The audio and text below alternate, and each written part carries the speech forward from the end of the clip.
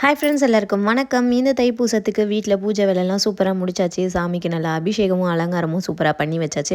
அடுத்தது என்ன, சாமிக்கு பிரசாதம் தான், நெய்வேத்தியம் செய்யணும். ஃபஸ்ட்டு வந்து சின்னதாக எதனா நெய்வேத்தியம் செஞ்சு வச்சிடலாம். அடுத்தது நம்ம சாமி கும்பிட்றதுக்கு படையல் போட்டுக்கலான்னு சொல்லிட்டு நான் எனக்கு ரொம்பவே பிடிச்ச திருப்பாகம் தான் பண்ண போகிறோம். அது வந்து நான் இந்த MDH ஹோம்மேட் கீ இதை வச்சு தான் பண்ண போகிறேன். இது வந்து ஃப்ரெண்டு ஒருத்தவங்க சேல் பண்ணிகிட்ருக்காங்க. ஸோ ஹோம்மேடாக எந்த ஒரு கலர்ஸ் அண்ட் ப்ரிசர்வேட்டிவ்ஸ் எதுவுமே சேர்க்காம சூப்பராக பண்ணி தந்துட்டுருக்காங்க. அதை செய்ய ஸ்டார்ட் பண்ணிடலாம். ஃபஸ்ட்டு கடாயை வச்சுக்கிறேன். அதில் வந்து கடலை மாவு இந்த கப்பில் 3/4 கப்பு எடுத்துக்கிறேன். இதை நல்லா வெறும் கடாயில் ஒரு 3 நிமிஷம் போல் நல்லா வறுத்து எடுத்துக்கலாம். சிம்மில் இருக்கணும், ரொம்ப ரொம்ப சிம்மில் இருக்கணும்.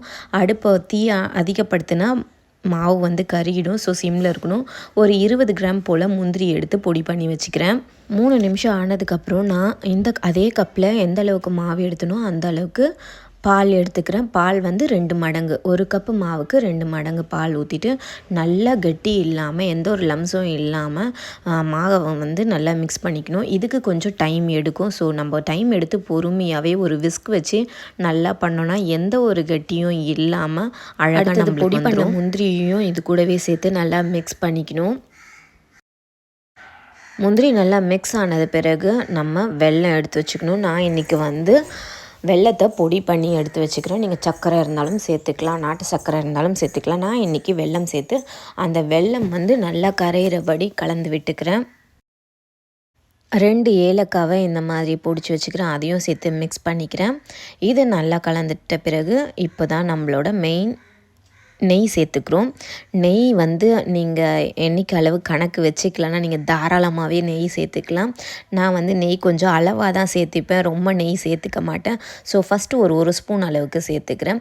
அதை நல்லா மிக்ஸ் பண்ணி விட்டுட்டு நம்மளுக்கு தேவைப்படுற இடத்துலலாம் அடுத்தடுத்து கொஞ்சம் கொஞ்சமாக சேர்த்துக்கலாம். ஸோ அடுத்தது 1 ஸ்பூன் சேர்த்துக்கிறேன். நெய் பாருங்கள் எவ்வளோ மணலாக இருக்குது. அந்த அரோமாவும் அவ்வளோ சூப்பராக இருக்குங்க. கண்டிப்பாக வாங்கி ட்ரை பண்ணி பாருங்கள். இந்த மாதிரி ஹோம்மேட் பிஸ்னஸ் பண்ணுற லேடிஸ்க்கு வந்து கொஞ்சம் ஒரு சின்ன மோட்டிவேஷன் தான். ஸோ நம்ம வந்து அவங்க விற்கிறாங்கன்னு வாங்க போகிறதில்ல, நம்ம தேவைக்கு தான் நம்ம வாங்க போகிறோம். இப்போ நம்மளோட நெய் தேவை இருக்குது, இல்லை ஏதோ ஒரு மசாலா பொருள் தேவை இருக்குன்னு அதை கண்டிப்பாக போய் வாங்க போகிறோம், இல்லைன்னா நம்ம வாங்க போகிறது இல்லை. அந்த தேவையை இந்த மாதிரி சின்ன பிஸ்னஸ் பண்ணுறவங்கக்கிட்ட நம்ம வாங்கினோன்னா அவங்களுக்கு ஒரு சின்ன ஒரு மோட்டிவேஷன் தான். அடுத்தது நம்மளோட திருப்பாகம் சூப்பராக ரெடி ஆகிடுச்சு. இது தாங்க அதோட கன்சிஸ்டன்சி. நல்லா அல்வா பதத்துக்கு கடாயில் ஒட்டாமல் இந்த மாதிரி திரண்டு வரணும். அவ்வளோதான், சூப்பராக ரெடி ஆகிடுச்சு. நம்ம சாமிக்கு படைக்க போயிடலாம். மார்னிங் இந்த நெய்வேத்தியம், ஈவினிங் தான் படையல்.